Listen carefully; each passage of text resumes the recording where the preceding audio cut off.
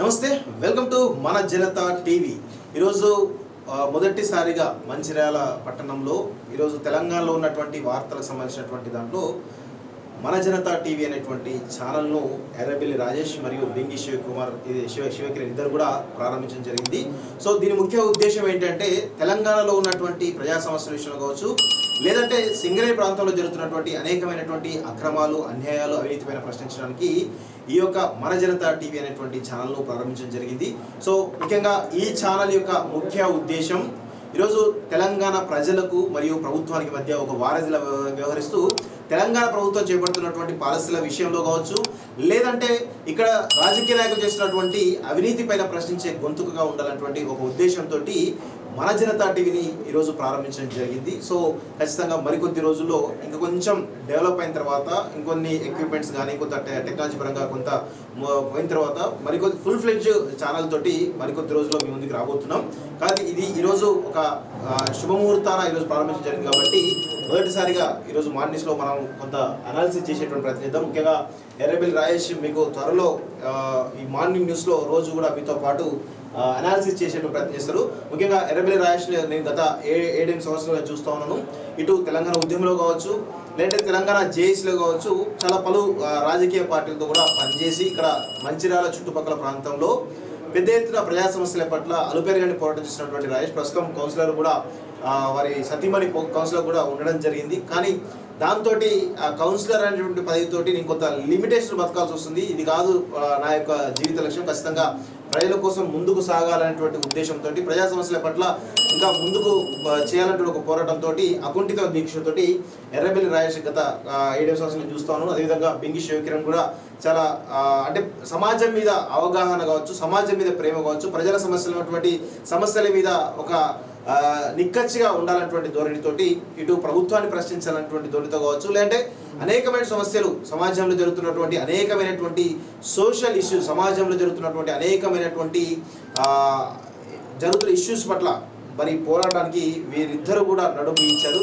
మనందరం కూడా తెలంగాణ సమాజం అంతా కూడా వీరికి సంబంధించినటువంటి ప్రతి దాంట్లో కూడా అండగా ఉండాలని చెప్పేసి కూడా కోరుకుంటూ మన జనతా టీవీని దయచేసి వ్యూవర్స్ ఎవరైతే ఉన్నారో అందరూ కూడా సబ్స్క్రైబ్ చేసుకోవాల్సిన కోరుతాను. అదేవిధంగా మీకు ఇంకా మీ మిత్రులందరూ కూడా ఈ యొక్క మన జనతా టీవీ అనేటువంటి ఛానల్ లింక్ని షేర్ చేయడం కావచ్చు, లేదంటే సబ్స్క్రైబ్ చేయడం కావచ్చు. మా లైవ్ చూస్తున్న వాళ్ళందరూ కూడా కామెంట్ చేసే ప్రయత్నం చేయండి. మీకున్నటువంటి మీ సమస్యలు ఏవైతే ఉన్నాయో ఖచ్చితంగా మేము త్వరలో ఒక మొబైల్ నెంబర్ కూడా డిస్ప్లే చేయబోతున్నాం.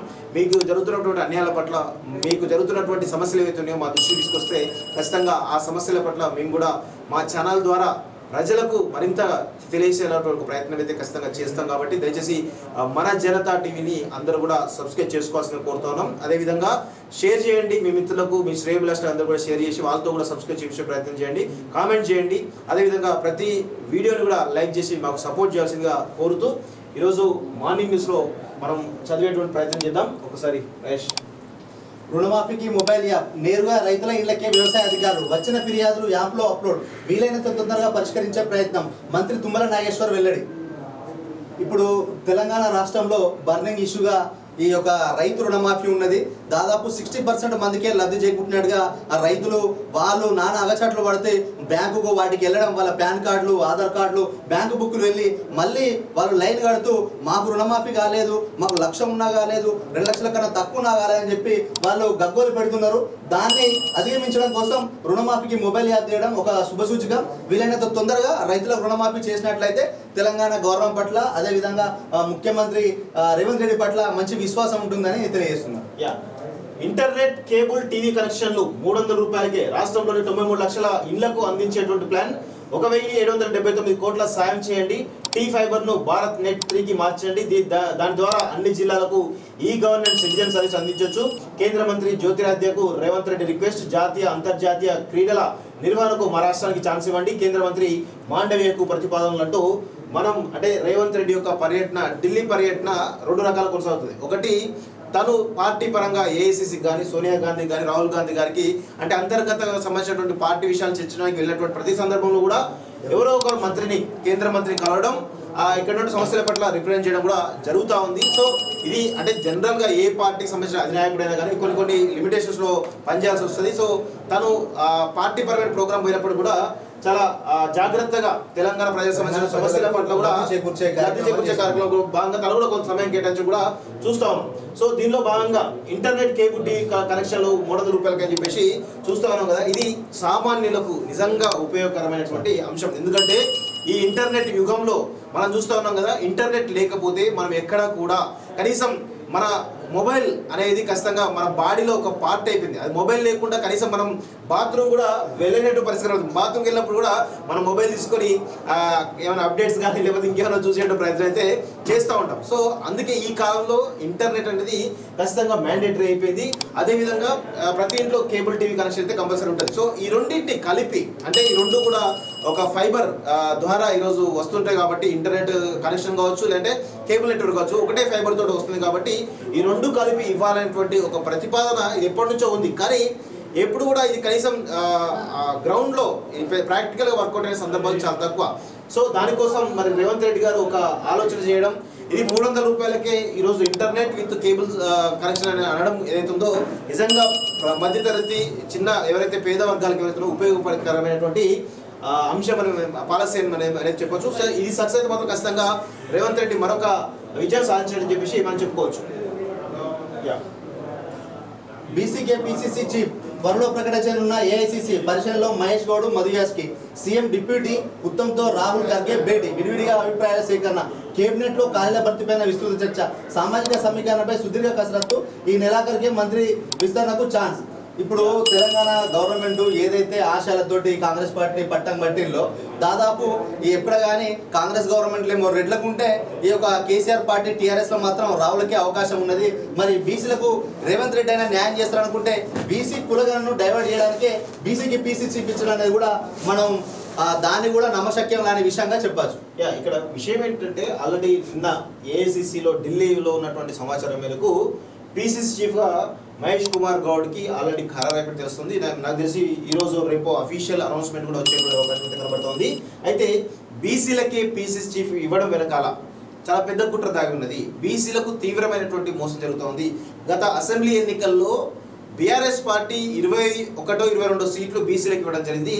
దానికి తక్కువగా కాంగ్రెస్ పార్టీ 19 సీట్లే ఈరోజు అవి కూడా ఓడిపోయే సీట్లే ఇవ్వడం జరిగింది. తర్వాత కార్పొరేషన్ చైర్మన్ విషయంలో కావచ్చు, ఈవెన్ మంత్రివర్గంలో కూడా చూసినట్లయితే మన కొండా సురేఖ అదేవిధంగా పొన్నం ప్రభాకర్ ఇద్దరు మాత్రమే బీసీలకు ఇవ్వడం జరిగింది. కానీ రెడ్లకు అధిక ప్రాధాన్యం ఇవ్వడం జరిగింది, ఆ తర్వాత వెలవలకు అధిక ప్రాధాన్యం ఇవ్వడం జరిగింది. ఇలా చెప్పుకుంటూ పోతే బీసీలకు తీవ్రమైనటువంటి అన్యాయం జరుగుతోంది.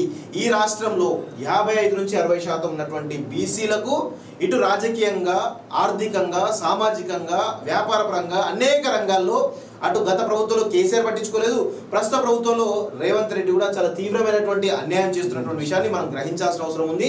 అయితే దీనిపైన అంటే ఈ చర్చలు డైవర్ట్ చేయడానికి పీసీసీ చీఫ్ మహేష్ కుమార్ గౌడ్కి బీసీకి ఇచ్చినటువంటి ఒక విషయాన్ని ప్రజల ముందు ఉంచి మరొక మోసం చేసేటువంటి ప్రక్రియ అయితే జరగబోతుంది. ఎందుకంటే పీసీసీ చీఫ్ అనేది రాజ్యాంగబద్ధమైన పదవి కాదు.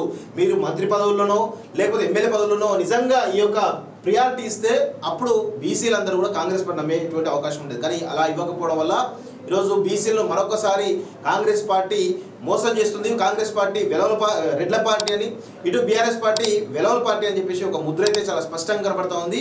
అంటే ఎన్ని పార్టీలు మారినా, ఎన్ని ప్రభుత్వాలు మారినా ఇక్కడ ఉన్నటువంటి బీసీ సమాజానికి సంబంధించినటువంటి మోసాలు, అన్యాయాలు ఏవైతే ఉన్నాయో నిరంతరం కొనసాగుతూనే ఉన్నాయి. దీనిపైన బీసీ సమాజం అంతా కూడా ఏకం కావాల్సినటువంటి అవసరం ఉందని చెప్పేసి కూడా ఈ సందర్భంగా మన జనతా టీవీ చూస్తున్నటువంటి వ్యూయర్స్ ఎవరైతే ఉన్నారో అందరూ కూడా గుర్తుంచుకోవాల్సిన అవసరం అయితే ఉంది మిత్రులారా. బఫర్ జోన్ లో ఉంటే నా ఇంటిని కూల్చేయండి, కేటీఆర్ హరీష్ లకు మంత్రి పొంగులేటి ఛాలెంజ్. అయితే దీనిలో భాగంగా లేటెస్ట్ అప్డేట్ ఒకసారి చూద్దాం మనము. అంటే ఒక బిగ్ బ్రేకింగ్ అనుకోవచ్చు. గతంలో 2015 సమయంలో ఆనాడు ఎన్ కన్వెన్షన్ కూల్చేస్తారని చెప్పేసి చెప్పినటువంటి కేసీఆర్ ప్రభుత్వం ఆనాడు నాగార్జున చేసినటువంటి ఒత్తిడిలా కావచ్చు, ఆయన చేసినటువంటి ఇక అనేక రకాల ప్రలోభాలకు లొంగి గతంలో కేటీఆర్ ఎన్ కన్వెన్షన్ను కూల్చేయలేదు. కానీ ప్రస్తుత ప్రభుత్వం ఏదైతే ఉందో అసలు మేము ఊహించలేదు. గత కొన్ని రోజులుగా చర్చ జరుగుతూ ఉంది. అసలు నిజంగా ఎన్ కన్వెన్షన్ కూల్చేస్తారా కూల్చేయరా అనేటువంటి చర్చ జరుగుతున్న క్రమంలో ఈరోజు ఉదయం 8 గంటల ప్రాంతంలోనే అధికారులు పోలీస్ డిపార్ట్మెంట్ అంతా సడన్గా వెళ్ళి ఒక గంట లోపలే ఎన్ కన్వెన్షన్ మొత్తాన్ని కూడా కూల్చేయడం జరిగింది. ఒకసారి దానికి సంబంధించిన విజువల్స్ కూడా ఒకసారి చూసేయడం ప్రయత్నం చేద్దాం.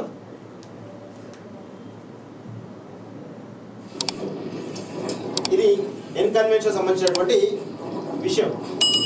ఈ కూల్చినటువంటి సందర్భంలో మొత్తం కూల్చున్నటువంటి విజువల్స్ ఒకసారి క్లియర్ చూడాలి. పెద్ద జేసీబీ మొత్తానికి అయితే కూల్చారు. దీనిపైన ఎవరు నాగార్జున సంబంధించి ఇది లేక్, దీన్ని ఆనుకునే ఈరోజు ఈ యొక్క ఎన్ కన్వెన్షన్ కూల్చడం జరిగింది. ఇది కూడా చూడండి ఒకసారి.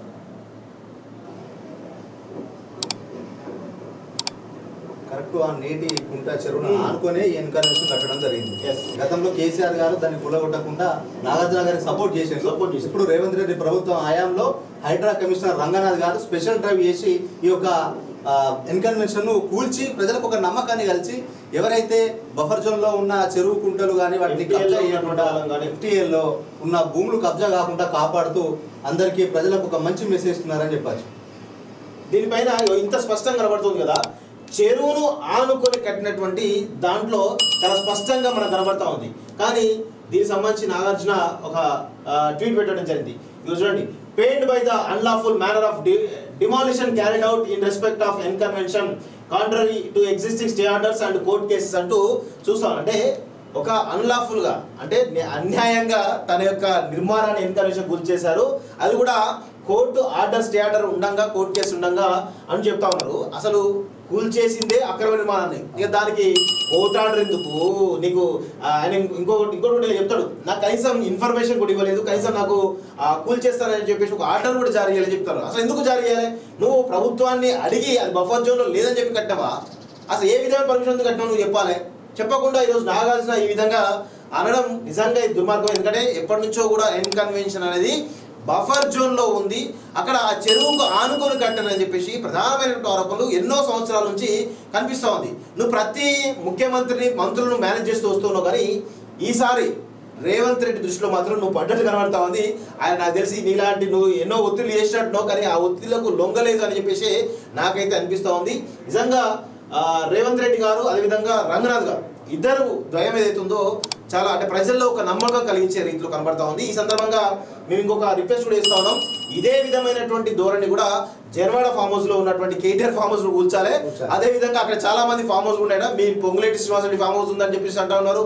అదే విధంగా మీ ఎమ్మెల్యే ఫామ్ హౌస్ కూడా ఉందని చెప్పేసి కూడా తెలుసు కదా, వివేక్ గారిది అని అంటారు. సో మనకు తెలియదు, వివేక్ గారిది FTL కి 30 మీటర్ల దూరంలో ఉన్నది, అది లీగల్ గానే ఉందని ఆయన ఒక వివరణ ఇచ్చుకోవడం అయితే జరిగింది. సరే చూద్దాం, మరి ఏంటంటే ఒక ఆరోపణలు అయితే వస్తా ఉన్నాయి. మరి ఆరోపణల పైన మరి రాష్ట్ర ప్రభుత్వం ఏ విధంగా స్పందిస్తుందో వేచి చూడాల్సిన అవసరం అయితే కనబడతా ఉంది. సో నెక్స్ట్ ఈస్ట్ హైదరాబాద్ లో IT పార్క్ రియల్ రంగంపై కస్టమర్లకు అనుమానాలు అపోహలు, అన్ని రంగాల అభివృద్ధి ప్రభుత్వ లక్ష్యం. మంత్రి దుద్దిల శ్రీధర్ బాబు. క్రెడాయ్ ప్రాపర్టీ షో ప్రారంభం. సో ఇది రియల్ ఎస్టేట్ కన్స్ట్రక్షన్ సంబంధించి క్రెడాయ్ కన్స్ట్రక్షన్ బిల్డింగ్ సంబంధించిన క్రెడాయ్ ని ఏర్పాటు చేసుకొని వాళ్ళు బిల్డింగ్ కన్స్ట్రక్షన్ చేస్తారు. ప్రాపర్టీ షో రియల్ ఎస్టేట్ రంగం ఏ విధంగా అపోహలు అనేది వాటిని నివృత్తి చేయడం కోసం ఆ క్రెడాయ్ వాళ్ళు యూజ్ చేస్తున్నారు. భారత్ ఎల్లప్పుడూ శాంతి పక్షమే, శాంతి చర్చలకు సాయం చేస్తాం. ఉక్రెయిన్తో ఇండియా ఒప్పందాలు 4. ఉక్రెయిన్ పర్యటనలో ప్రధాని నరేంద్ర మోడీ. రష్యా దాడిలో మరణించిన చిన్నారులకు నివాళులు. మోడీని ఆలింగన చేసుకుని ఉద్యోగానికి గురైన జెలెన్స్కీ. భారత్ తలుచుకుంటే యుద్ధం ఆగిపోతుందని వ్యాఖ్య అంటూ చూస్తా ఉన్నాం. సో ఉక్రెయిన్ అధ్యక్షుడు జెలెన్స్కీ గత కొన్ని నెలలుగా ఇటు ఉక్రెయిన్ వర్సెస్ రష్యా ఫైట్ ఏదైతే జరుగుతూ ఉందో, ఇటు ఎవరైతే ఉక్రెయిన్ అధ్యక్షుడు జెలెన్స్కీ వర్సెస్ పుతిన్ ఫైట్ అనేది ప్రపంచం అంతా కూడా చూస్తూ ఉంది. దాన్ని ఆ రెండు దేశాల మధ్య ఉన్నటువంటి యుద్ధాన్ని ఆపడానికి అనేకమైన ప్రయత్నాలు జరుగుతూ ఉన్నాయి. సో దానిలో ముందడుగుగా మొత్తానికైతే ప్రధాని నరేంద్ర మోడీ ఒక అడుగు ముందుకేయడం, శాంతి చర్చలకు ఖచ్చితంగా రష్యాను కూడా ఆహ్వానించడం అవుతుందో నిజంగా భారతదేశాన్ని మరొక మనకు ఉండేటువంటి కీర్తి ప్రతిష్టల్ని మరొక మెట్టుగా ఎదుగుతున్నాడే మనైతే అనుకోవచ్చు వాస్తవంగా. సో ఎందుకంటే భారతదేశం అంటేనే శాంతికి, సౌభ్రాతృత్వానికి, స్వేచ్ఛకు, సమానత్వానికి ప్రతీక. ప్రపంచమంతటి కూడా మన భారతదేశం యొక్క మన సంస్కృతి సాంప్రదాయాలు కూడా తెలుసు. మనం శాంతికి పరాకాష్ఠగా ఉంటామని చెప్పేసి కూడా తెలుసు. కాబట్టి మొత్తానికైతే ఇటు ఒకవేళ ఉక్రెయిన్ సంబంధించినటువంటి యుద్ధం, ఉక్రెయిన్ రష్యా మధ్య యుద్ధం ఆగింది అనుకుంటే మాత్రం ఖచ్చితంగా నరేంద్ర మోడీ యొక్క కృషి అనుకోవచ్చు. ఎందుకంటే ఉక్రెయిన్ ఈ రష్యా చేస్తున్న యుద్ధం వల్ల అనేక మంది యువకులు కావచ్చు, చిన్న చిన్న పిల్లలు మరణించినటువంటి దాఖలాలు కనబడతా ఉన్నాయి. కాబట్టి దయచేసి ఆ దిశగా మరి ప్రధాని నరేంద్ర మోడీ చేస్తున్న పర్యటన అందరూ కూడా అప్రిషియేట్ చేయాల్సినటువంటి అవసరం అయితే కనబడతా ఉంది.